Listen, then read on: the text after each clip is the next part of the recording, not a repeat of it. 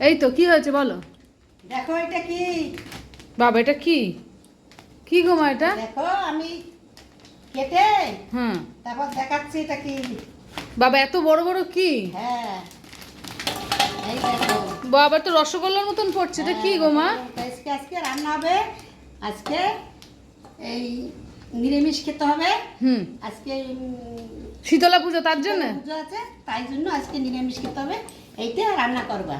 জিনিসটা কি বুঝতেই তো পারছি না বলো তো জিনিসটা। তুমি কি এটা? বাবা আমি তো চিনতে পারছি না আমার জিনিসটা কি। হ্যাঁ, তোমার বন্ধুদের কাছে জিজ্ঞেস করে দেখো এটা কি।